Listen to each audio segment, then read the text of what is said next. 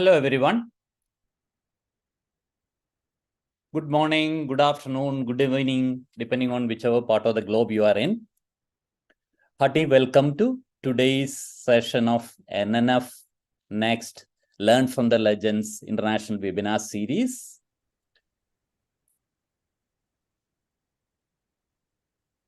Today happened to be one of the days of a week where the part of the world where I am from, India, we celebrate the National Newborn Week. And it is apt that we have a session that is very relevant to one of the aspects of neonatal health, which is not much talked about, as we get fascinated by other the more I must say glamorous aspects of neonatal intensive care, the neonatal nutrition and the micro aspects of neonatal nutrition. We say wisdom is the ability to apply one's knowledge and insight to navigate complex situations and challenges. Most of the time, what happens is when we face a problem, we blame it on one factor, whereas the parameters that lead us to that situation are multifactorial, the multiple hit theory or whatever you want to call it. So without wasting any more time, I have the great pleasure to introduce the legend for the day, Professor Raghavendra Rao from the University of Minnesota, USA. Thank you, sir, for joining us. He would be enlightening us today on the topic that I just mentioned, one of the topics in that series, what's new in iron supplementation neonates. To moderate today's session, I also have great pleasure to welcome Dr. Jagdish Prasad Sahu, who is additional professor in the Department of Neonatology at All India Institute of Medical Sciences, Bhubaneswar, India, and Dr. Priyamvada, who is a consultant pediatrician neonatologist at Ahalya Women's and Children's Hospital, Palakkad, Kerala, India. So I would hand over the session now to both of them. I would request them to introduce the speaker and the topic, and then after that, let us hear from Professor Raghavendra Rao on this much-awaited topic, what's new in iron supplementation in neonates. Over to you, Jagdish and Priya. Thank you so much, sir. So I will introduce our eminent speaker today. So Dr. Raghavendra Rao is Professor of Pediatrics and Director of the Division of Neonatology at University of Minnesota in the USA. He's a graduate of Kasturba Medical College in Mangalore, India, where he also completed his post-graduation in pediatrics. He completed his DM in neonatology at the Postgraduate Institute of Medical Education and Research in Chandigarh before moving to the United States in 1994 for a fellowship in neonatal perinatal medicine at University of Minnesota. He joined the Department of Pediatrics as a faculty in 1998 and rose through the ranks and is currently a tenured professor and director of the Division of Neonatology. He also holds faculty appointments in the graduate program in neuroscience and the Masonic Institute for the Developing Brain. Dr. Rao is a member of NNF, IAP, Society of Pediatric Research, and a member and past president of the Midwest Society of Pediatric Research. He's a member of the Pregnancy and Neonatology Study Section of the NIH. Dr. Rao's research interest is brain energy metabolism and injury under adverse perinatal conditions, early detection using serum biomarkers, and novel neuroprotective strategies. Perinatal iron deficiency is an active area of research of Dr. Rao, and he has had continuous funding from the NIH and other organizations for the research and has published over 140 peer-reviewed papers and book chapters. He has received awards for his academic work, including the Founders Award from the Midwest Society for Pediatric Research for his contributions to the development of academic pediatricians and children's health research. It's a great privilege to have you here today, sir. Thank you so much for being here. Yeah. So, good evening, everyone. So as Dr. Priyamvada was telling, so Professor Rao is a pioneer in the field of neonatology, particularly with special interest of perinatal iron deficiency and how it is affecting the developing brain. As we all know, the iron is deficient in premature babies, and also this iron deficiency in the newborn babies is also related to the ultimate neurodevelopmental delay and cognitive outcome. So when I was going through the research of Professor Rao, so there are a lot of research in the rat studies and how this iron metabolism is affecting the rat hippocampus, how it is affecting the cytokine oxygen systems. So we will all discuss with sir, and we'll try to find out some of the answers. So what should be the dose of the iron, when it should be started, so whether 4 milligram per kg is enough or 6 milligram per kg is enough. So we'll discuss with sir about the new concepts in the iron supplements, its advantage and all. So now, without wasting much time, I request Professor Raghavendra Rao sir. We are all waiting to hear from you, sir. Sir, please, over to you. Thank you very much, and good evening to all of you. And as Dr. Manoj said, it could also be good morning, like it is good morning here, and maybe good afternoon in some other part of the world. First of all, I want to thank Dr. Manoj for inviting me to give this talk. And as I was telling them earlier, I do not consider myself a legend, but I have done some work, and I'll be happy to share that.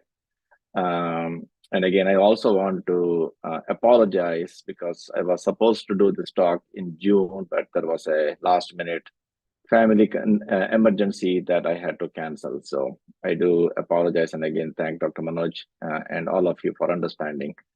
And thank you, Dr. Priyamvada and Dr. Sahu for the introduction. Can you all hear me now, or I just need maybe some thumbs up from Priyamvada or somebody? Yes, we can hear you well. Please go ahead. Okay. All right. So first of all, I just want to give some disclosure. As it was mentioned, I do have research funding from the National Institute of Health for my basic science work. And then I also had funding from Sysmex America. This is a company that makes hematology analyzers. Neither of the organizations have any say in what I'm going to talk today. So it is unrestricted funding. And I will also discuss a supplementation protocol that we use in our unit that is not peer reviewed. And I will mention that again when we reach that point. So the overview of my talk today will be to briefly touch upon perinatal iron metabolism, what are the common causes of perinatal iron deficiency, and what are the current screening and supplementation recommendations from professional societies, and finally ending with a biomarker-based individualized supplementation strategy, whether we can achieve a better outcome using such a strategy. So iron and iron-containing enzymes are essential for tissue oxygen delivery and energy metabolism in all cells and organ systems in the body.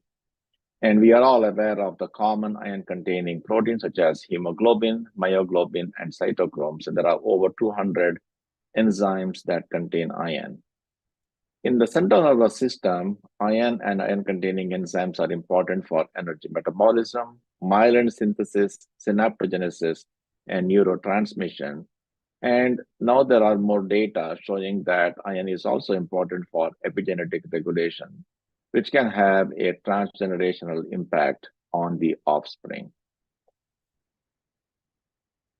There is, during the perinatal period, so there is a continuous supply of iron to the fetus from the mother throughout gestation.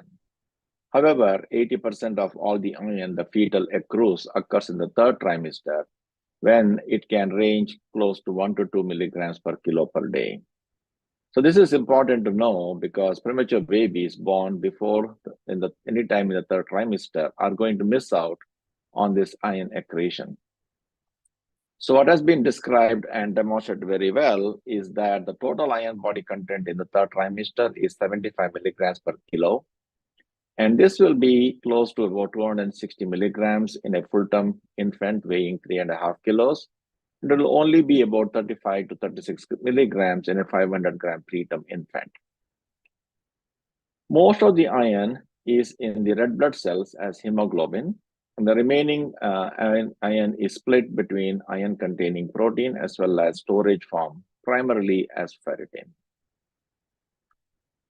So the neonates can be at iron deficiency for two primary reasons. One is decreased iron delivery. So iron deficiency is the most common micronutrient deficiency worldwide, and pregnant women are particularly at risk. So maternal iron deficiency impacts 30 to 40 milligrams pregnancies worldwide, and the incidence could be also much higher in developing countries. Even in developed countries, maternal iron deficiency is common, and especially in adolescent mothers who themselves will have iron needs for their own growth and development. So in the United States, for about 16% of adolescent mothers have iron deficiency anemia. Iron deficiency, and about 2% have iron deficiency anemia. Placental dysfunction, primarily due to maternal hypertension during gestation, can also have an impact on iron delivery. And maternal obesity, stress, and inflammation are known to impact fetal iron delivery, primarily through the hepcidin mechanism. So with the increasing obesity risk in the United States, maternal obesity has become a primary reason for risk of iron deficiency. And as Dr. Sahu was mentioning, preterm birth is a major problem because of the lack of time for iron accretion. One could also become iron deficient if there is chronic hypoxia. So here the iron deficiency is primarily in the brain and other organs at the expense of red blood cells. So maternal gestational diabetes, intrauterine growth restriction, and maternal smoking are some of the common causes where the fetus can develop tissue iron deficiency without developing anemia. So why does that happen? So there is this concept called the inter-organ prioritization of iron. And this has been described in a variety of animal models, as well as in autopsy studies from human infants of diabetic mothers. When there is negative iron balance, the available iron is prioritized to the red cells over all other organs in a very systematic, organized way. So the first organs to lose the iron is the liver, because that is the one that contains ferritin, the storage form of iron. And later, skeletal muscle, heart muscle also will become iron deficient. And the final competition for the iron is between the developing brain and red cells, with the brain losing out to the red cells. So the last organ to lose iron is the brain. So the brain becomes iron deficient prior to the onset of anemia and is responsible for the neurological effects that Dr. Sahu was mentioning. And when you start the iron treatment, the repletion also occurs in the reverse order, with the first organ to get corrected is the red cells over all the other organs. So this is important because the iron transport across the blood-brain barrier is developmentally regulated. And if the infant remains iron deficient for a long period of time, there is a risk of persistent brain iron deficiency that cannot be corrected. So looking at some of the data that show that have looked at the neurological effects of iron deficiency on the newborn brain, in the infants born mother with iron deficiency, study from Dr. Basu et al. As well as from Dr. Bora et al. From India have shown the hippocampus is smaller, and there is also altered temperament at birth.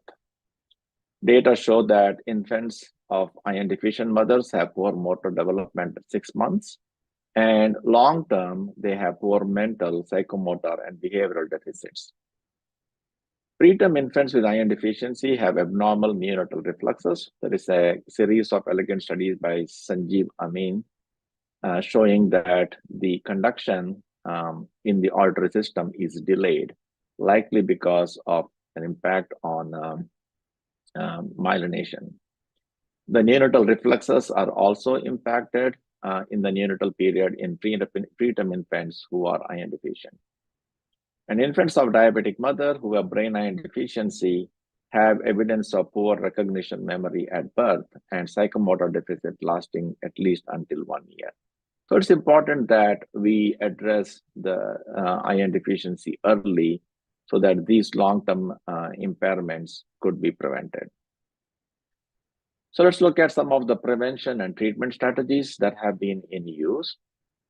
So maternal iron supplementation, it prevents maternal iron deficiency, and there are data showing that such supplementation can delay preterm delivery. So there are some studies again done by Dr. Bora in Assam Medical College in Dibrugarh, showing that as the maternal hemoglobin increases even by a gram, there is going to be a 3-day advantage in the delivery time. However, indiscriminate supplementation of mothers is also probably not advised, because in iron sufficient women, there is a risk of perinatal morbidities with iron supplementation in the form of pregnancy-induced hypertension, as well as intrauterine growth restriction. So it is not to be taken lightly. And then, obviously, there are many gestational conditions that are associated with perinatal iron deficiency, though their early detection and treatment, so maternal diabetes, maternal hypertension, if they are detected early and treated, you will reduce the risk of perinatal iron deficiency. One of the important things one can do to improve the iron nutrition is delayed cord clamping or cord milking. And the two procedures are probably comparable. So this procedure will reduce the risk of iron deficiency up to 1 year in full-term infants. And MRI data show that such a strategy improves myelination in motor, visual, and sensory regions of the brain. And it also looks like it improves fine motor and social function at 4 years, especially in boys. And some of these studies were done in developed countries, showing that it is something that is very universal. Now, you all probably know that cord milking is contraindicated in preterm infants below 28 weeks of gestational age because of the higher risk of intraventricular hemorrhage. But there are now new data that shows that cord milking is safe in infants more than 28 weeks gestational age. The other thing one could do to improve or prevent iron deficiency will be to limit phlebotomy losses, which will be especially have a big impact in preterm infants. So the current recommendation for iron supplementation for full-term infants from the American Academy of Pediatrics is to promote exclusive breastfeeding for the first 4 to 6 months of life.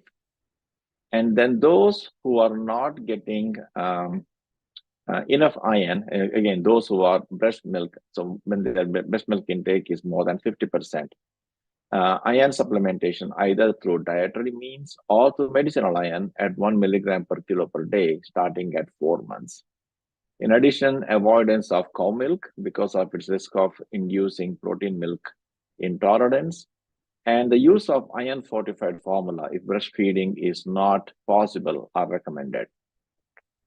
So the question is there a role for early iron supplementation for at-risk infants? So I just want to talk about a study that was again done by Dr. Bora's group in Dibrugarh, Assam Medical College, where the incidence of maternal anemia at delivery is almost universal. 90 to 100% of the pregnant women at delivery there are anemic. And neonatal iron deficiency, defined as a serum ferritin less than 75 nanogram per ml, is seen in 40%.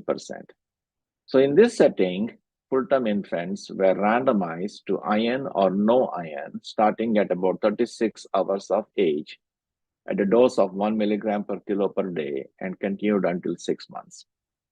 The outcome measures were hemoglobin, serum ferritin, and motor development at 6 months, and parental report of diarrheal and respiratory diseases. So this table shows the impact of such supplementation on hemoglobin and serum ferritin, as well as motor development in this group. Overall, babies that received iron supplementation in the neonatal period had higher hemoglobin, and this was seen in the whole cohort, as well as both the infants born to anemic mothers and non-anemic mothers, which is a good thing because that says a universal iron supplementation is appropriate in their population. And I think what is equally important to see here is the infants that received iron supplementation had higher serum ferritin at 6 months compared with those who did not receive such supplementation. Again, this was seen in all babies born to all mothers, as well as anemic and non-anemic mothers. So why is this important? Because there is active myelination that is still ongoing after the baby is born, and most of the active myelination happens during the first 1 to 2 years of age. And availability of iron at that time will have a better role in improving myelination, something that has been described with delayed cord clamping. And two things to worry about is, one, is there an improvement in the motor development with such treatment? So here, what they had looked at was the mean age in months achieved in motor development. So in other words, what was the motor age of 6-month infants? So the infants that received iron supplementation had their motor score, which was much more closer to their chronological age compared with those that were unsupplemented. And again, there was no increased parental report of diarrheal or respiratory diseases. So this is something that is that tells you that one may have to modify the iron supplementation strategy based on their population. Whether such a strategy will result in long-term neurodevelopment has yet to be determined. Now, what about the preterm infants? So we know that they are at a higher risk of iron deficiency because of the variety of reasons. So the current recommendation, which currently is 13 years old from the American Academy of Pediatrics, recommends 2 milligrams per kilo per day of iron, starting at 1 month and continuing until 12 months for those preterm infants that are receiving more than 50% of their nutrition through breast milk. If breastfeeding or breast milk use is not possible, then the recommendation is to use an iron supplemented formula, which in the United States contains 12 milligrams per liter of iron.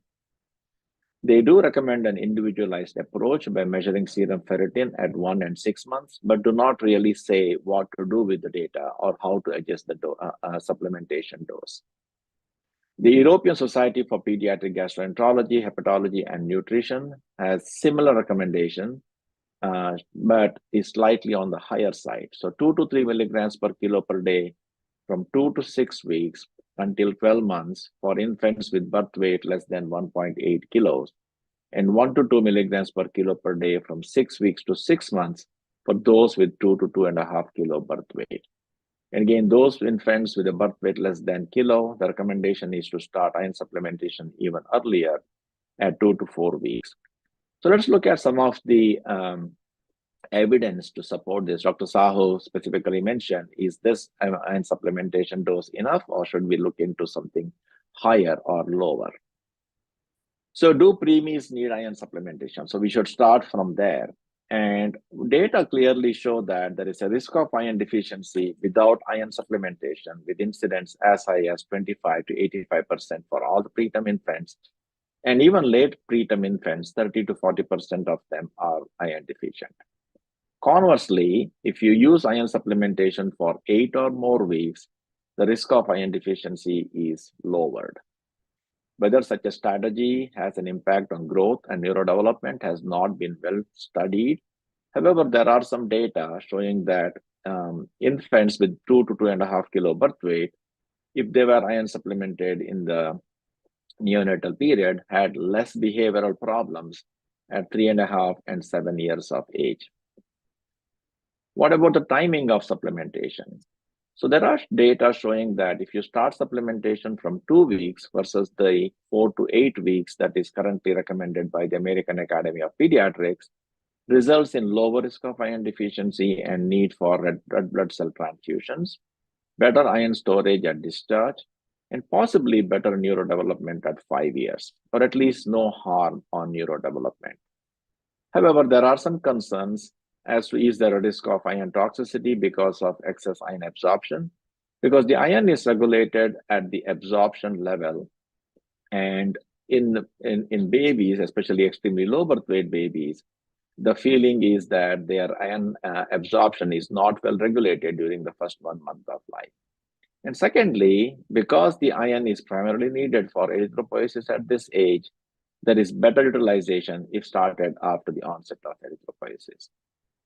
The question then is, what should be the recommended dose? So the typical dose used by most of the places and also recommended by the professional societies is 2 to 4 milligrams per kilo per day.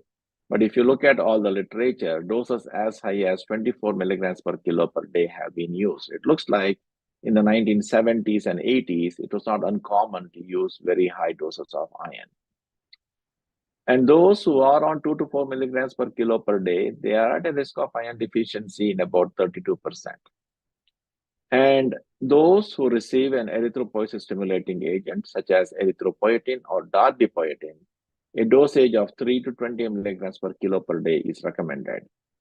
And at least there are 2 studies that show that even with 12 milligrams per kilo per day of iron supplementation and meticulous adjustment in dosage, 60 to 66% of the extremely low gestational age neonates have evidence of iron deficiency as defined by a serum ferritin less than 75 in the neonatal period. So what about neurodevelopment? So this is a secondary analysis of the data from the peanut cohort. I'm pretty sure many of you are aware of the peanut trial, which was a randomized trial of high-dose erythropoietin in extremely low gestational age neonates. The iron supplementation started at 3 milligrams per kilo per day when infants were on 60 ml per kilo per day of feeding, and was increased to 6 milligrams per kilo per day when the feeding volume reached 100 ml per kilo per day. And dosage up to 12 milligrams per kilo per day was used based on serum ferritin or zinc protoporphyrin to heme ratio on day of life 14 and 42. So association between cumulative iron dose at 60 and 90 days and Bailey scale of infant development at 2 years were compared after adjusting for gestational age, research site, EPCAR, IVH, necrotizing enterocolitis, sepsis, and red blood cell volume. So what was seen here is at both 60 and 90 days, both babies in the placebo group as well as in the EPO group received more iron. That is what is currently recommended. So the mean iron intake on day 60 was 3.5 milligrams per kilo per day in the placebo group and close to 5 milligrams per kilo per day in the EPO group. And at 90 days, it was 3 to 3.5 milligrams. So this resulted in a higher cumulative iron intake, especially in the EPO group, both at 60 days and 90 days.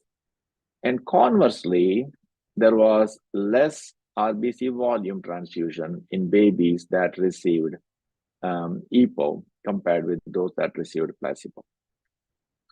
Looking at the 3 Bailey scale of infant development scores, there was a positive correlation with the cumulative iron at 60 days and Bailey scale of infant development cognitive score, which was significant. Some trend for motor development, but not much of an improvement in language component. And this was seen in both the placebo group as well as the EPO group. And when you look at the effect size for every 50 milligrams per kilo of additional cumulative iron, there was a positive impact on cognitive component, which was significant, but there was no difference in either the motor component or the language component. And then if you divided the data based on the placebo or EPO group, and then also controlled for the IV iron, the relationship between cumulative iron at 60 days, as well as the cognitive development especially, was very strong, with the EPO group showing greater improvement. Now, whether it is because they received EPO or because they received even more iron than the placebo group is not known. And this effect was seen only with the cumulative iron up to 60 days, but not at 90 days. However, one has to be a little bit cautious instead of just giving into the same data set. When then you break it up as looking at what is the cumulative iron up to 36 post-menstrual age. So here on the left side, you see that graph with the 4 gestational age groups separated out, 24 weeks in red, 25 weeks, 26 weeks, and 27 weeks in green. You see a positive relationship on motor score. However, beyond 36 weeks, you actually see a negative correlation. So the more iron you give, less is the motor score. So this would caution against using high doses of iron for long period of time. And why should we worry about high doses of iron? Because LGAN can regulate hepcidin and iron absorption, and studies have shown that with doses between 9 to 12 milligrams, there is no evidence of oxidative stress in blood or urine, and no changes in plasma antioxidant levels. So these were the acute effects that were looked at. And then again, long term, there is no higher risk of either BPD, ROP, IVH, neck, or sepsis. And even the peanut data set shows that there is no increase in BPD with higher cumulative iron.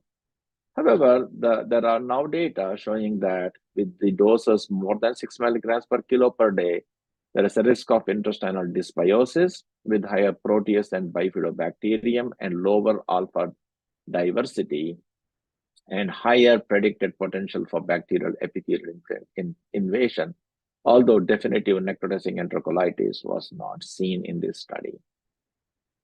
So some practical aspect, ferrous sulfate is a commonly used agent because it is cheap, well tolerated, and effective. And about 30% of the ferrous sulfate administered gets absorbed. Dosing once daily is as effective as 3 times a day dosing. Iron supplemented with breast milk is better absorbed.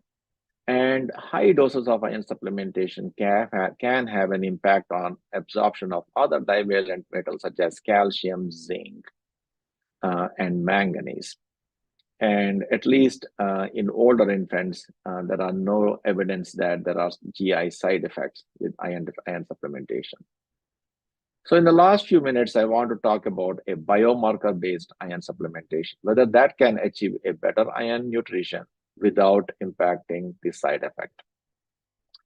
The commonly used biomarkers are serum ferritin, which is the storage form of iron. And there are data showing that cord ferritin less than 75 nanograms per ml is associated with slower artery conduction speed, likely reflecting abnormal myelination and abnormal neonatal refluxes in preterm infants, poor recognition memory at birth in infants of diabetic mothers, and especially with those who have a very low cord ferritin, less than 35 nanogram per ml, and poor mental and psychomotor function at 5 years. There are at least 2 studies showing that impact. However, the serum ferritin is not a very good predictor of neurodevelopmental abnormalities or even iron deficiency in the presence of inflammation. And now there are new data that just got published showing that it is not a good predictor of postnatal iron deficiency, response to iron treatment, or neurodevelopment in LGAN. So this is a study of darbepoetin that just got completed. So 650 infants were enrolled in the trial. It's a multi-center trial. And from that database, they were able to get data on the iron supplementation from 100 infants. And what you see here is both at first 28 days and after 28 days, there is no correlation between reticulocyte hemoglobin, which is an indicator of hemoglobinization of the reticulocytes, and serum ferritin. So lower reticulocyte hemoglobin indicates iron deficiency, and lower ferritin should indicate iron deficiency. But what you see here is an inverse relationship, that the ferritin level, instead of being lower at lower reticulocyte hemoglobin, is higher, both in the first 28 days and then after the 28 days. And again, if you look at the response to iron supplementation, what you see is cumulative iron administration correlates positively with reticulocyte hemoglobin. In other words, more iron you give, higher is the reticulocyte hemoglobin and more iron sufficiency in the first 27 days. But with the serum ferritin, there is a relationship, but it is in the opposite direction. So the more iron you give, lower is the serum ferritin. So it is just not possible to use that as a marker of iron response. Another data that's from a smaller group of infants, about 18 infants, also showed that there is no correlation between percent iron absorbed versus serum ferritin in stable preterm infants. whereas there is a positive correlation with either transferrin or a negative correlation with iron transferrin saturation, telling that ferritin is not a good measure of effectiveness of iron treatment. And then finally, when you look at the serum ferritin and the neurodevelopment, there is no correlation between the serum ferritin in the NICU during the neonatal period and 2-year Bayley scale of infant development for any of the three measures, even when you control for inflammation. The other biomarker that is used is zinc protoporphyrin to heme ratio, which is an indicator of iron-limited erythropoiesis, where the iron is substituted with zinc in the protoporphyrin ring. So during iron deficiency, the zinc protoporphyrin to heme ratio increases, and that happens before a decrease in hemoglobin. And if you are able to measure the zinc protoporphyrin to heme ratio in immature RBCs, it's even more sensitive for iron deficiency. Unlike ferritin, zinc protoporphyrin to heme ratio is not affected by inflammation, but is affected by RBC transfusion as well as erythropoietic stimulating agent administration. There are data showing that a cord zinc protoporphyrin heme ratio of greater than 118 micromoles per mole is associated with abnormal recognition memory at 2 months. And again, the data show that the zinc protoporphyrin to heme ratio does correlate with the Bayley scale of infant development at 2 years. Again, the data where the zinc protoporphyrin to heme ratio in the neonatal period, looking at the 2-year outcome. And again, as you know, higher the ratio, greater the risk of iron deficiency. So you do see that the Bayley scale of infant development is lower in those that have higher zinc protoporphyrin to heme ratio. And this effect is seen primarily for cognitive and motor score, but not for language score. The third biomarker that is now getting used more and more is the reticulocyte hemoglobin. And this is an indicator of hemoglobinization in reticulocytes. And the advantage of reticulocyte hemoglobin is it is a component of complete blood count in some commonly used commercial analyzers. In adults, reticulocyte hemoglobin correlates with bone marrow iron level. And again, it is not affected by inflammation. It can be falsely low in hemoglobinopathies, but that is one downside of using reticulocyte hemoglobin. And there are data showing that a RET-HE of less than 29 picogram is indicator of iron deficiency in preterm infants with very good sensitivity and specificity. And we have done some studies in our animal models. What we have seen is that reticulocyte hemoglobin decreases before the onset of brain iron deficiency. And in non-human primate infants with early postnatal iron deficiency, reticulocyte hemoglobin has comparable predictive accuracy as iron indices for both iron deficiency and anemia, and also for impending brain metabolic dysfunction. So reticulocyte hemoglobin in this model of less than 30 at 2 weeks was the best predictor of future metabolic dysfunction in the brain. So the advantage of, again, reticulocyte hemoglobin is it does not need additional blood volume, unlike the iron indices. There are other biomarkers which are looking specifically at brain health in iron deficiency, both in humans and animal models. So one of the things that has been some research is the cord blood exosomal vesicles. So the exosomal vesicles are extruded from the parent cells and are available and are present in the serum. So they carry the same molecules as the parent cell. So in human infants at risk for neonatal iron deficiency due to either maternal iron deficiency or obesity or diabetes, the extra exosomal vesicles contain low contactin 2 in males and higher BDNF in females. Now, in our model of non-human primate model of infantile iron deficiency, we have seen parallel decrease in stachydrin and homostachydrin, which are metabolites of proline and betaine in both the serum and CSF. However, at this time, we do not have any indication that either of these compounds have any predictive accuracy for long-term neurodevelopment. So finally, I want to end by telling about the iron supplementation protocol that we follow in our NICU. And again, this is not peer reviewed. So what we do is for all babies with a birth weight less than 1800 grams, we get a baseline serum ferritin at 14 days or 2 weeks after the last transfusion. And if the serum ferritin is between 100 and 350, we start iron supplementation at a total dose of 4 milligrams per kilo per day. And if the infant is on darbepoetin, the dose is 6 milligrams per kilo per day. This is total dose, the dose available in the diet plus iron supplementation. We hold supplementation in those with serum ferritin more than 350. And then we monitor the serum ferritin every 2 weeks. And if it is less than 100, we increase the iron dose by 2 milligrams. If it is between 100 and 350, we continue the same dose. And if it is more than 350, we hold iron and recheck serum ferritin in 1 to 2 weeks. The overall goal here is not to get serum ferritin to normal level, but primarily to prevent further decrease. So the maximum dose we use is up to 12 milligrams per kilo per day, and we divide the dose when the dose is more than 6 milligrams. We also use zinc supplementation for growth in our unit, and we avoid simultaneous zinc and iron supplementation when the dose reaches 6 milligrams per kilo per day. We do not stop supplementation after a transfusion. And then we will have sometimes a situation where the serum ferritin remains stubbornly below 40, even when we are on 12 milligrams per kilo per day of iron.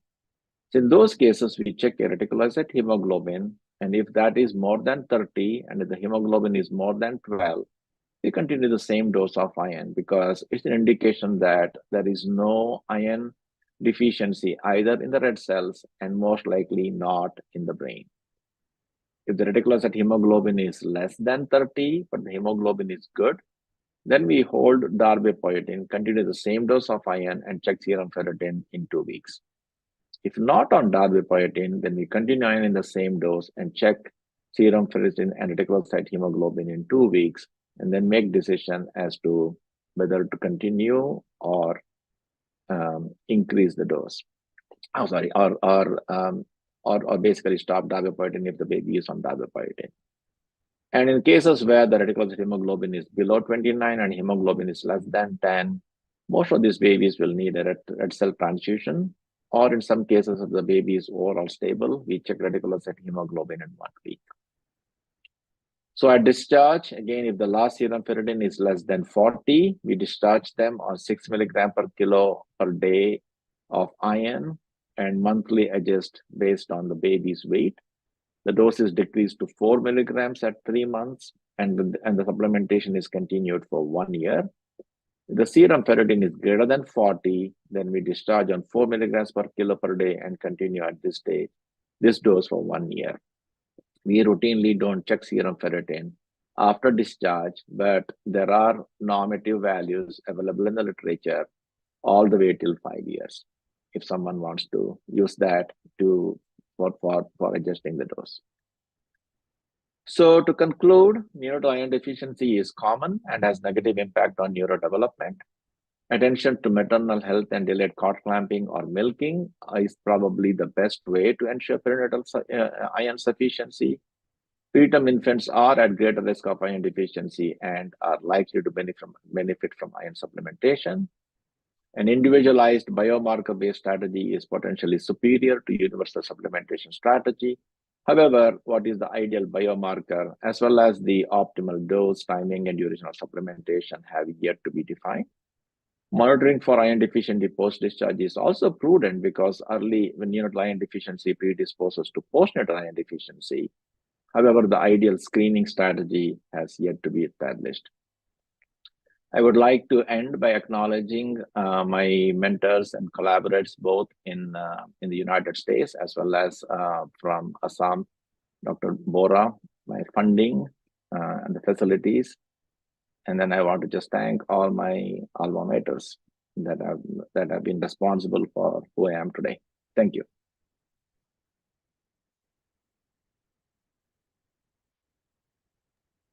So thank you so much, sir. It was such a nice presentation. So now I'll just go through the question and answer sessions. So Dr. Priyambada? Yes, sir. Yeah. Thank you so much for the go ahead? session, Yeah. sir. Yes, sir. So, so the first question, a recommendation in Jehovah's Witness preterm newborns. Parents opted for erythropoietin. They have high reticulocyte count but low iron despite intake of 8 milligram per kg per day. So, is there any recommendation when we have a We restriction have or used, yeah, we have used up to 12 milligrams per kilo per day. And I think what, what I would recommend is if you can do the serum ferritin and reticulocyte hemoglobin, that can definitely help you. So if you're already reaching the 8, so you do have capacity to go up to 12 milligrams per kilo per day. Just divide that into 6 milligrams per kilo per day twice. Probably do it twice. But overall, if your reticulocyte hemoglobin is 30 or greater, that is usually a good indication that the iron dose is adequate. So serum ferritin in that case is not very useful as an indicator. And then if the reticulocyte hemoglobin is less than 30 and if the serum ferritin is also low, then I think it is appropriate to hold off on giving darbepoetin just to avoid the risk. Now, I just want to show, which is probably we'll get a little bit better answer. So there is this one. So there is actually this trial that is now underway. It's called the DV trial, which is looking at IV iron. So it is an IV slow release iron supplementation for these babies, because babies who are on darbepoetin, there are old data showing that sometimes they may need a small amount of IV iron in addition to what you are giving orally. So maybe 1 to 1.5 milligrams per kilo. But this study is still in the recruitment phase.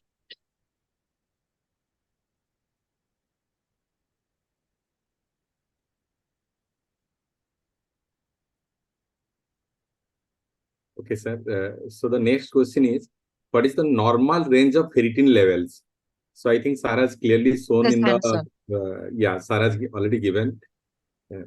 Then Dr. Kanya ma'am is asking, in our study from PGI Chandigarh, we found iron store at birth was significantly lower in small for gestational age neonates, both term and preterm neonates. In India, we have high burden of term low birth weight babies. When we should start iron in these babies? And second question she is asking, as in India, our iron deficiency rate is very high. Recommendations are to continue prophylactic iron in all children till adolescence, starting at 6 months in term babies. That is Anemia Mukt Bharat program. So what is your say on this, sir? First of all, Kanya, nice to have. I know Kanya from my PGA days a long time ago. I think a second part I think was more of a comment. I appreciate that there is this kind of a program looking at long-term iron. Specifically for small for gestational age, there are no data to show whether to start iron supplementation early or not. Because most of the studies will exclude those babies. But based on what was done in Assam, in that high risk group, would suggest that an early iron supplementation probably will be appropriate, as long as you are able to monitor the response. The other way may be that those infants may need more iron than the 1 milligram per kilo per day that the AAP is recommending for breastfed babies. So that may be a group where a higher dose or an earlier supplementation may be beneficial. So maybe Dr. Kanya should do a trial. Sir, also, ma'am, has another question. ELBW neonates receive many transfusions. How do you start and titrate iron dosage in these babies? So that's a very good question. So it is not unusual to see very, very high ferritin levels. So we do not start iron supplementation for babies who have a ferritin level more than 350 because of two reasons. One is that I think whatever iron you give, you probably won't absorb because the hepcidin system is quite active. So you will not be getting any iron coming into that. So there is a very small study which was not published, was presented at one of the PAS meetings, showing that even infants, ELBW infants with serum ferritin greater than 1,000, even when you start them on 2 milligrams or 4 milligrams per kilo per day, by around 9 months, a majority of them are iron deficient. So in other words, so the biggest change you will see in ferritin or for the iron need is when the baby starts growing. So the rapid growth rate is primarily responsible for depleting the iron stores. So I would say don't need to start until it is less than 350 and then start after that at the lower doses because they do have it, but you may want to adjust it. Now, in our place, sometimes we see a situation where the ferritin is very high, the hemoglobin is low, and the baby is on a lot of respiratory support or at least some sort of support. So there, what sometimes we do will be to give 1 or 2 doses of erythropoietin. So that way, the idea is you are going to drive the erythropoiesis. So since you already have higher serum ferritin, it will get used up. Because a high ferritin, low hemoglobin usually indicates that because of maybe there is some inflammation that the red cells are not utilizing. In other words, they have iron deficiency at the red cell level, but they are not able to utilize it. So sometimes we give 1 or 2 doses of, we use darbepoetin because it is once a week dosing. So we use that to bring up the hemoglobin. But if the baby is really needing a lot of respiratory support, they will end up getting transfusion. But almost always the ferritin level will come down once the baby starts growing. So next question is from Dr. Madhupala. So can we give iron supplements if the preterm is on IV antibiotics? Sir. So we continue to give in our place. It's a good question to know as to what happens when there is an infection or anything. So again, in the peanut trial, they have looked at culture positive sepsis and then also culture negative sepsis as one of the outcomes, and they did not see an impact of iron supplementation on either of those things. So we do not stop, but sometimes what happens is babies who are needing IV antibiotics, say for example because of the necrotizing enterocolitis, we may not be able to feed them. And we are not a place where we use IV iron. We used IV iron when we were on the peanut trial, but we typically don't. But now both the darbepoetin trial, which is now concluded with 650 babies, as well as the peanut trial. So IV iron was used in those cases too. But in our case, we continue supplementation as the baby is on feeds. Thank you, sir. Sir, Manish Kumar sir has asked, is there a way to find liver iron store in newborn? I think the liver serum ferritin and liver ferritin, they kind of correlate. So I think you can get a good idea of what the liver iron is by looking at the serum ferritin. Sir, the next question is from Dr. Bharat Srivastava. So how do you modify the iron supplementation if baby is on transpyloric feeds? We continue to give it. I get the point because I think what I understand is because is iron going to get absorbed if it is given transpyloric, it will get absorbed. So we will continue using iron supplementation. But most of our babies that are on transpyloric feeds are usually a little older. So that is when we think about starting. Either they have BPD or trach dependent. So by then the iron need starts to go down. but we still use it. So the next question is from Dr. Manal. If the baby needs blood transfusion, is there an indication to stop iron supplementation at the time of blood transfusion? We do not stop. We do not stop feeding either. I mean, we actually, I stand corrected. There are strict criteria that we use. We typically, so the stopping the feeding during a transfusion, we have an algorithm depending upon the baby's postnatal or the baby's postmenstrual age.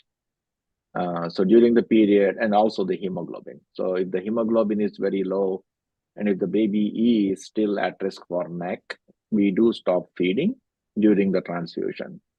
And then usually for about 6 hours. So our feeding is usually every 2 or every 3 hours. So maybe 2 or 3 feedings will be missed.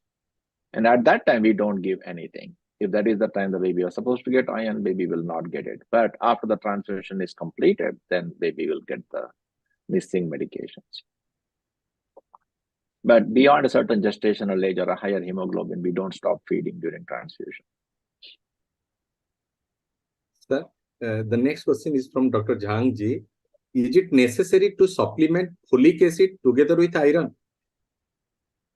We do not, because we use multivitamins. So that is a very common thing that we have, but not always, sorry.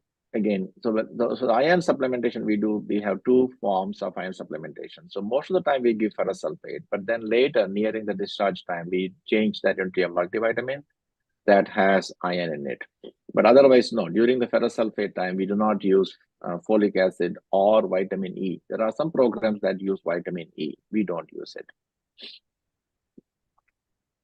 Sir, the next question is preterm iron level screening schedule. Is there any specific screening schedule for preterm iron levels?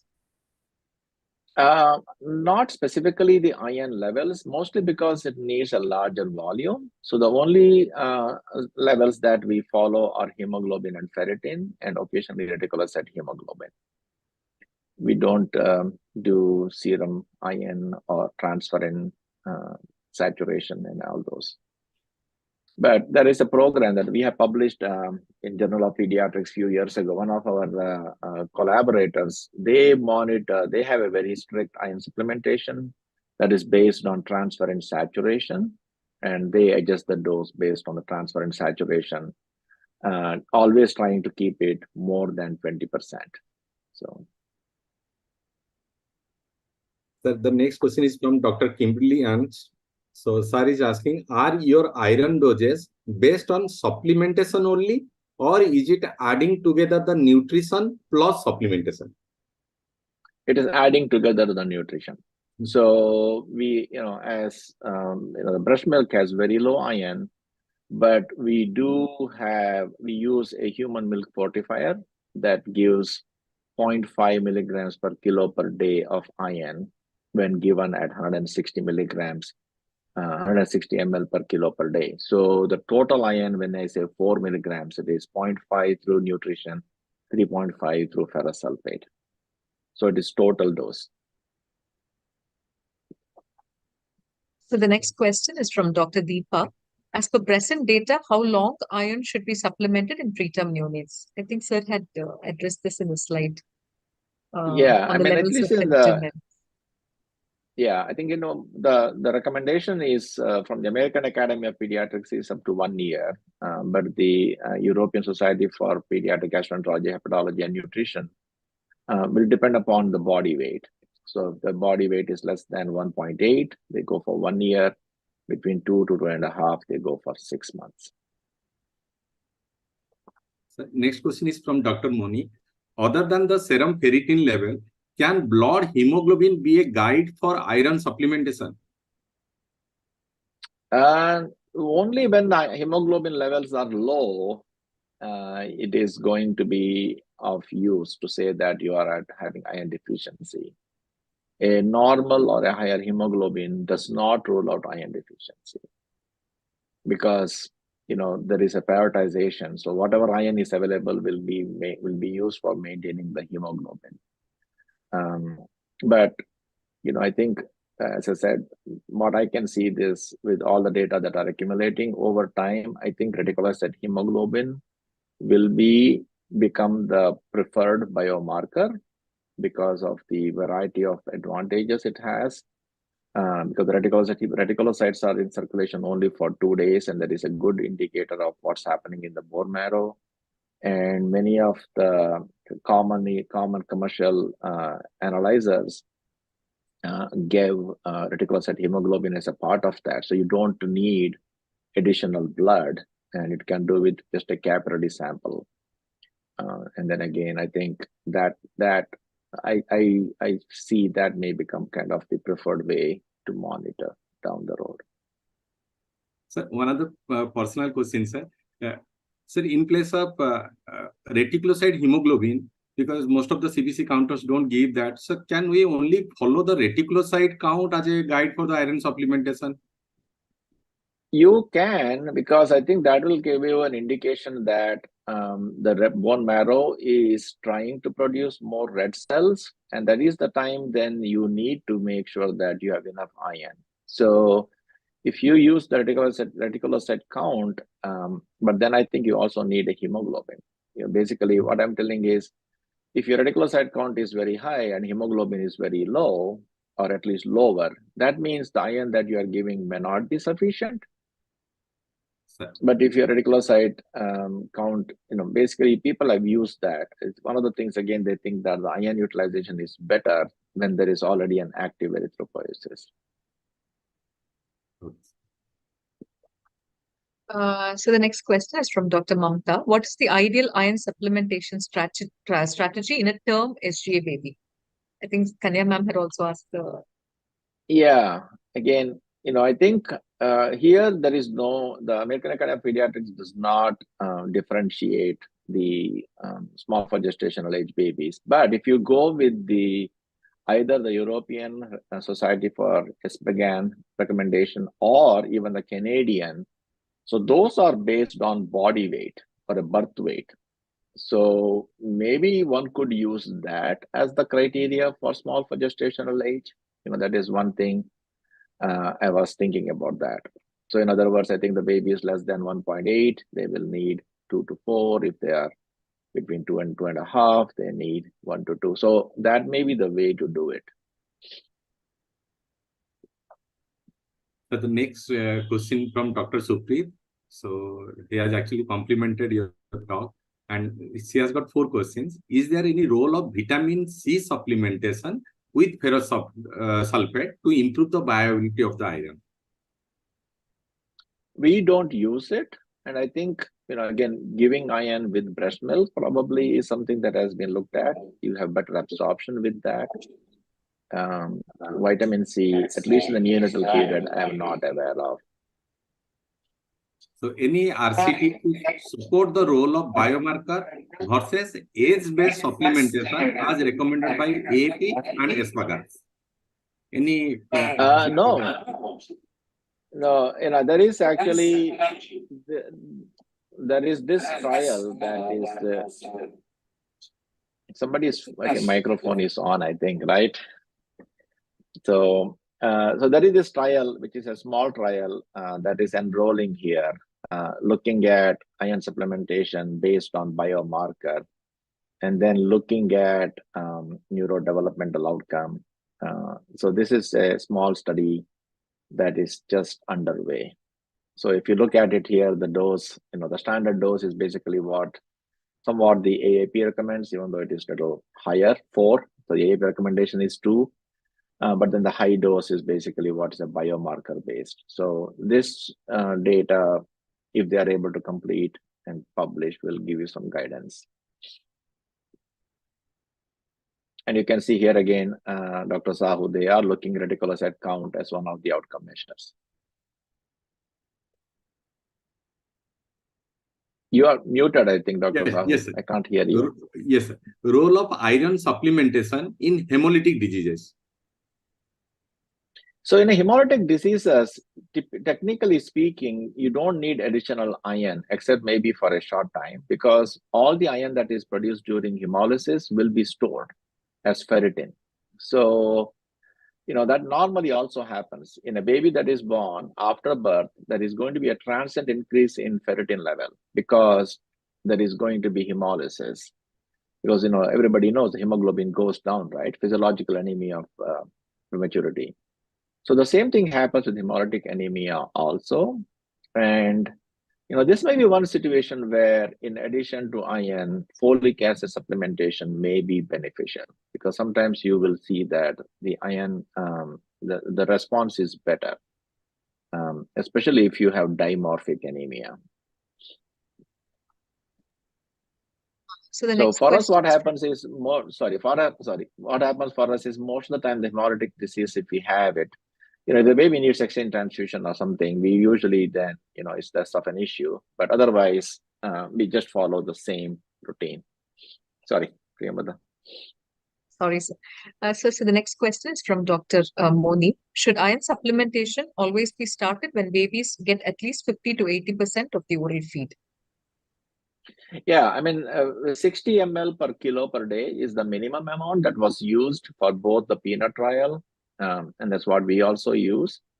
So our protocol typically says, and we kind of wait almost like 2 weeks by the time we start iron supplementation. So our protocol will be that we start the darbepoetin after 1 week, and then we start the iron supplementation at 2 weeks. By then, most of our babies will be on at least 60 ml, if not more, of feeding. So regarding the preparation of iron, which iron preparation is best for the neonates? Dr. Nalnikanta is asking. I don't think there have been any head-to-head comparison based on that. As I said, most of the people, at least in our place, we use ferrous sulfate, but I know there is data showing ferrous gluconate. Also, people have used, I don't know of data in the neonatal period that has compared different formulations. There are some data, I think, in older children and infants. So I'm sorry, I'm not able to answer that question. The next question is from Dr. Mamta. How early can we start prophylactic iron in term AGA babies whose mothers have been anemic? The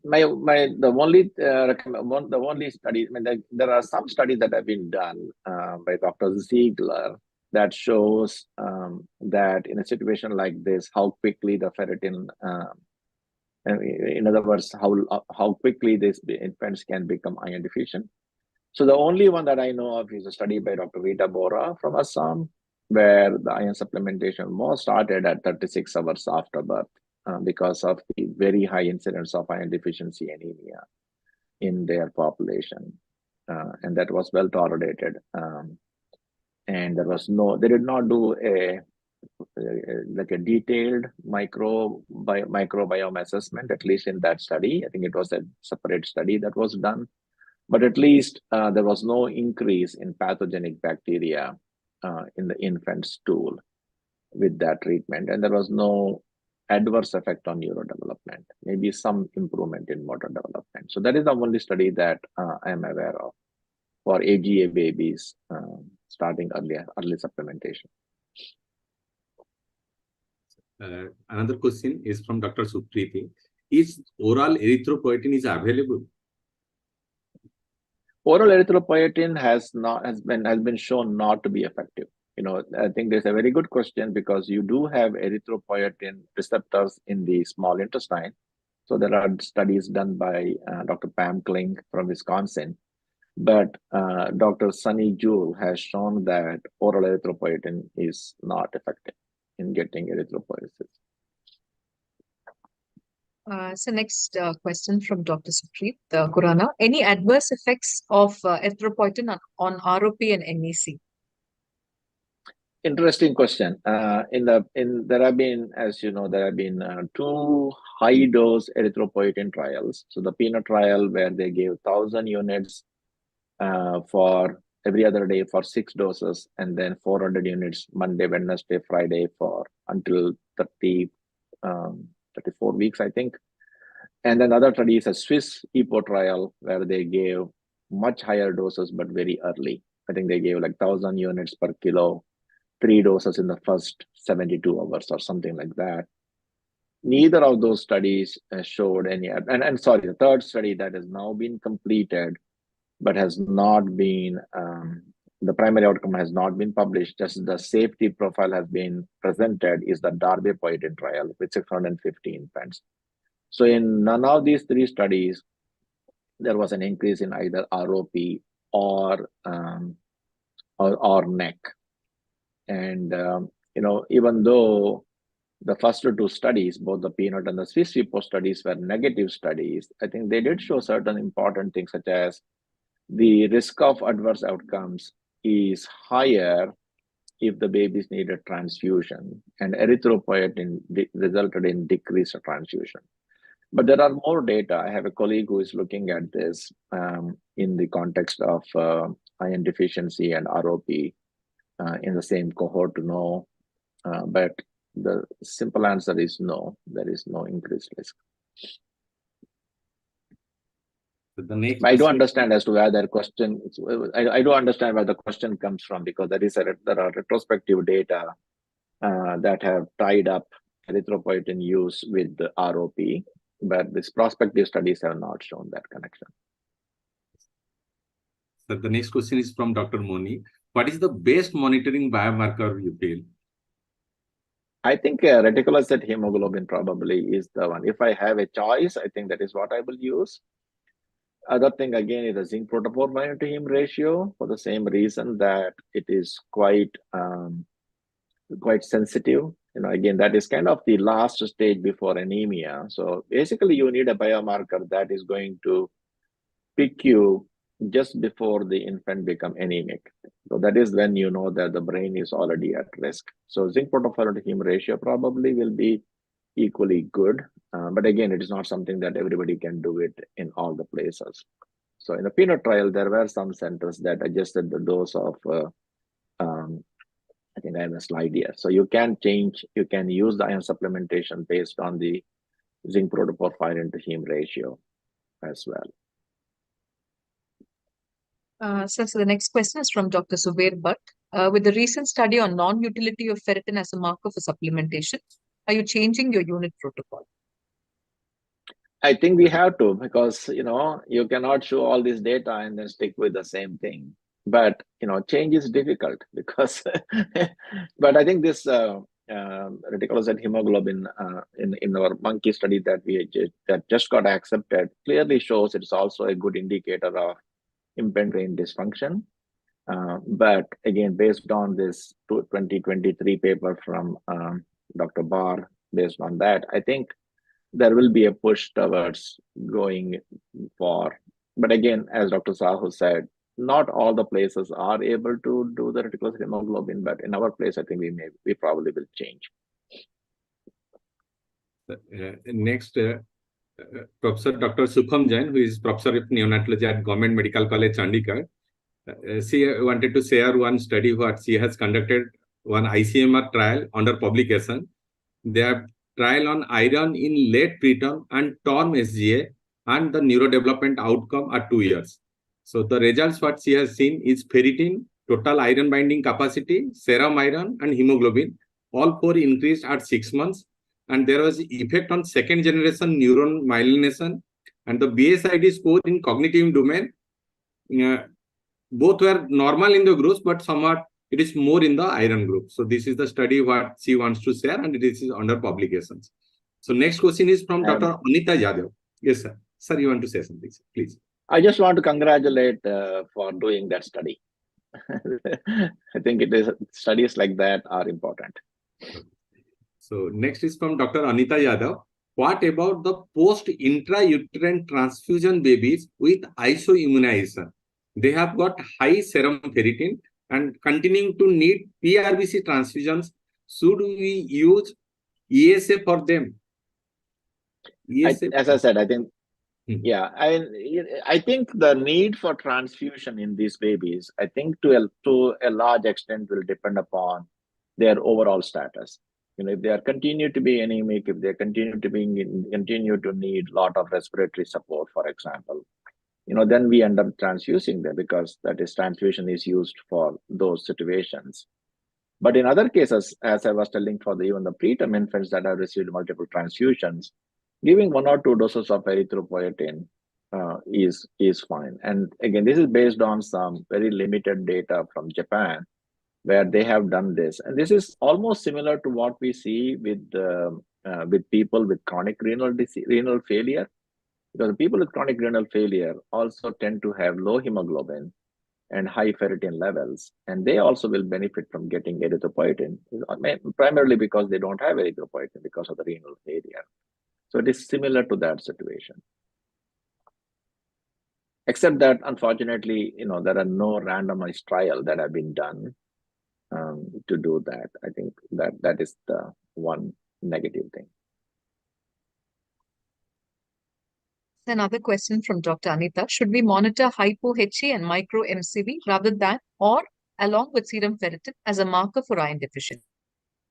Yeah, just for the other people to know what it is. So this is, again, some of the heme analyzers will give you information in addition to reticulocyte hemoglobin and reticulocytes, or something called as microhemoglobin and other things. The problem, at least in the United States, is those values are currently considered research values or research results. So we cannot use those for clinical practice at this time. But there is at least one publication, maybe that's what she's referring to, by Tim Barr in Journal of Pediatrics, showing that it is quite effective as a marker of iron deficiency, microhemoglobin. So Dr. Bharat is asking, why do you stop zinc supplementation when giving higher iron doses? So the way the iron gets absorbed at the gastrointestinal tract, there are basically 2 receptors. One is the transferrin receptor, through which iron gets absorbed. And the other one is what is known as a divalent metal transporter, or DMT1. So the divalent metal transporter transports all the divalents. So there are 10 divalents, and zinc, calcium, manganese, and even lead, unfortunately, they are all transported by the DMT1 in the intestines. So if you are not separating out the zinc or the calcium with iron, then the absorption of those elements will be impaired. Now, this is one of the reasons why there is a higher risk of lead toxicity in people with iron deficiency, because their DMT receptor expression is upregulated.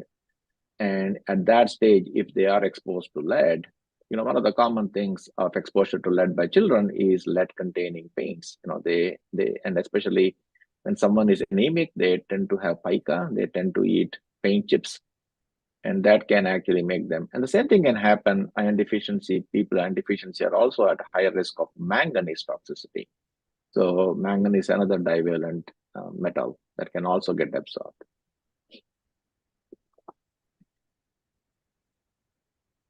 So next question, how often should we check the hemoglobin levels in the low birth weight babies when not on oxygen support? That is a fantastic question, because I think one of the best things we can do will be to limit phlebotomy losses, because for every gram of hemoglobin, you are losing 6.5 milligrams of iron. And just checking the hemoglobin, so we deliberately, it's very difficult to kick the practice. So in our hospital, we check the hemoglobin once a week, typically, for all these low birth weight babies. But then those who are very stable, we sometimes get them very less frequently, maybe every 2-3 weeks. Just because after birth, there is going to be a drop in hemoglobin, the physiological anemia of prematurity.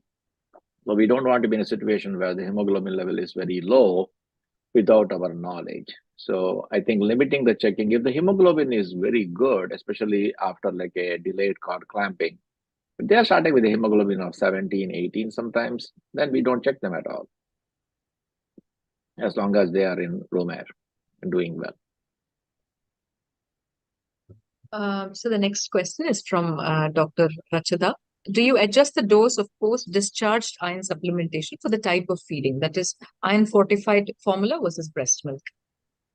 Yes, we do. In fact, I think our iron, the babies who are on iron fortified formula quite often don't need additional iron because the iron content of the discharge formulas in our place has 12 milligrams per kilo. I mean, again, it depends upon the serum ferritin before we discharge them. And what we have calculated is our discharge formulas will give about 2.5 milligrams per kilo per day for a baby receiving 160 ml per kilo per day of formula. So depending upon the serum ferritin, we may give 2 milligrams per kilo of additional iron, or if it is very low, then we give more. But we do adjust it. But in our place, about 70+% of babies are discharged home on mom's milk, on breast milk. Sir, the next question is from Dr. Perraju. How strong is the evidence for the use of erythropoietic stimulants for reducing the need of blood transfusions and prevention of anemia? I think the data for reducing the need for transfusion is quite clear. Both the peanut trial, like I showed you the data, that the volume was much less in those babies who got the EPO. The darbepoetin trial that is concluded has also shown. So I think the primary reason is one has to know. So the blood transfusion in the NICU, I think, is probably not very evidence-based at this moment because we are using transfusion for a variety of reasons. Depending upon the baby's illness status, whether baby needs transfusion, where baby needs pressors, and so on and so forth. And that makes it difficult to know why the baby got a transfusion. So sometimes that can have an impact. But otherwise, I think that is primarily the reason. So there are two reasons why we are using still darbepoetin, even though the peanut trial and the Swiss EPO trial were negative trials, primarily to reduce the need for transfusion. And second, there are some small trials of about 100 infants showing that babies that got darbepoetin had less cerebral palsy and better neurodevelopment. And there is also some suggestion that erythropoietin may help in babies with BPD. So for all these reasons, we are still using it. We are using darbepoetin because it's once a week versus EPO, which is 3 times a week. But not all babies. We only give that to babies below 1,800 grams. So the next question is from Dr. Jaya. What are the recommendations for iron supplements post-bowel resection, particularly terminal ileal resection, and also in neonates having stomas, especially ileostomies? Yeah, we don't modify our iron dose, knowing very well that some of it may not get absorbed, but we are our surgeons are much more aggressive in refeeding the succus entericus. So basically when babies do have ostomy, once they are more stable, they do put a red rubber catheter into the mucus fistula so that we collect whatever is coming in the proximal ostomy and then feed it into the distal mucus fistula. So our nurses are very good in refeeding. So we do not change the supplementation based on either of those conditions. So, sir, Dr. Mubasir has congratulated for the excellent presentation to you. And he has asked any research hypothesis or question for future studies on this topic. Thank you. First of all, thank you for your kind comments. Appreciate that. Yes, I think the field is going, it all depends upon, as I said, there are these trials that are ongoing looking at IV iron versus oral iron for the extremely low birth weight babies. There are trials even, I think, conducted in India. One of my senior partners, Dr. Michael Georgiev, is involved, looking at IV iron to pregnant women. So that is another trial that is going on. And then in our animal work, we are now looking at other ways to improve the brain function because, as I said, the brain iron concentration cannot be corrected after a certain time because the blood-brain barrier is no longer sensitive. So using other things as an adjunct, so for example, choline supplementation in iron deficiency as an adjunct therapy seems to be having a beneficial effect. So there are some trials that are being done of choline supplementation. So there are again 2-3 questions regarding the same preparations. Colloidal versus fumarate, which is a better bioavailable form of iron? And again, whether iron sulfate is a good preparation of iron?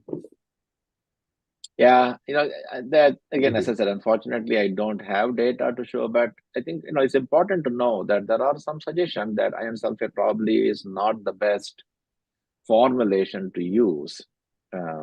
But that is what is used not only in our iron supplementation dose, but also in our formula. Our formulas also contain iron sulfate, primarily because it is cheap and there is a wide availability.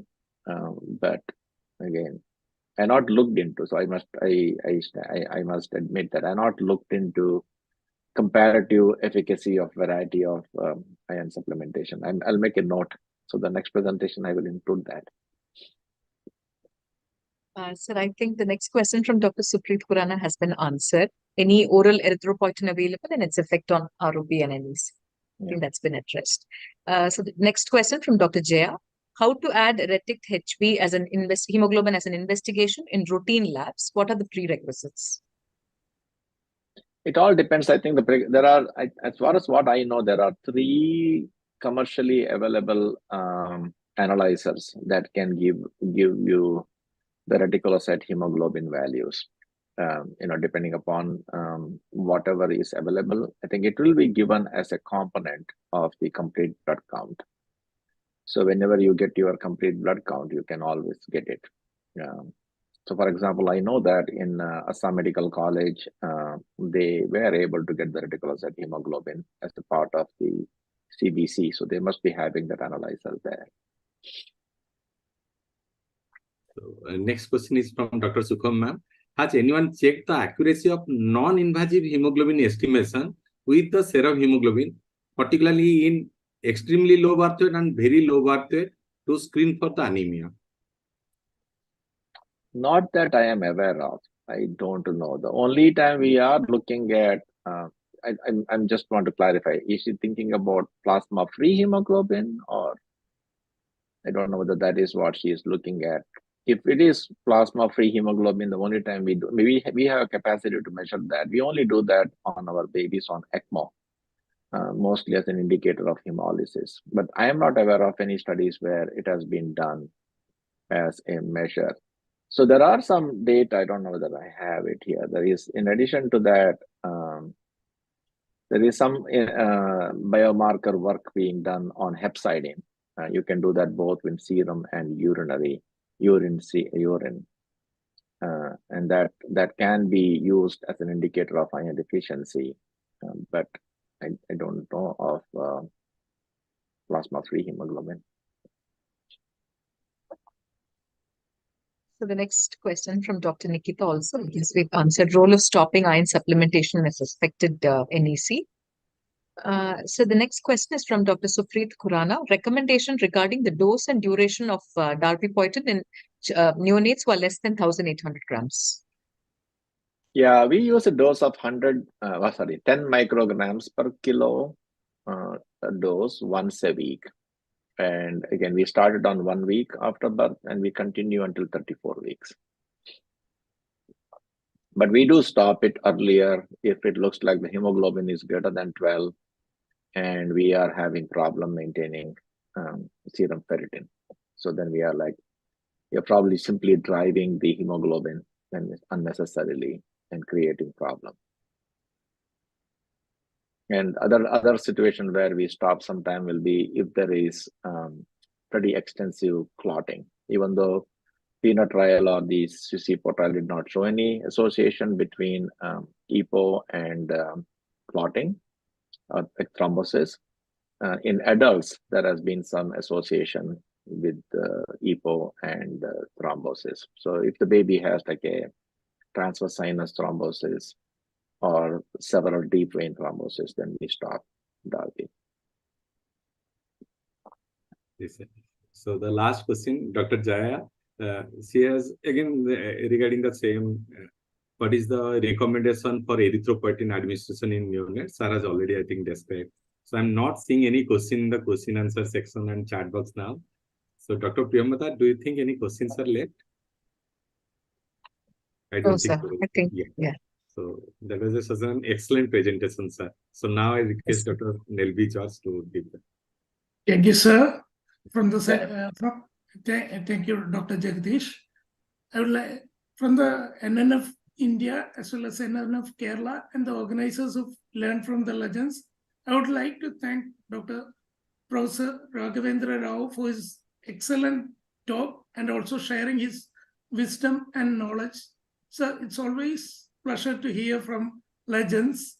Thank you, sir. And also Dr. Jagdish, my good friend.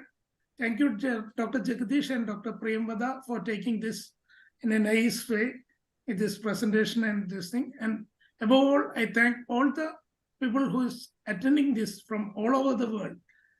Thank you from NNF Kerala. Thank you all. Thank you very much. Thank you so much for the opportunity, sir. Thank you so much, sir. Yeah. It was a pleasure listening to Yeah. you. Thank you so much. Thank you, sir. Thanks. Thank you, sir. Namaskar, sir.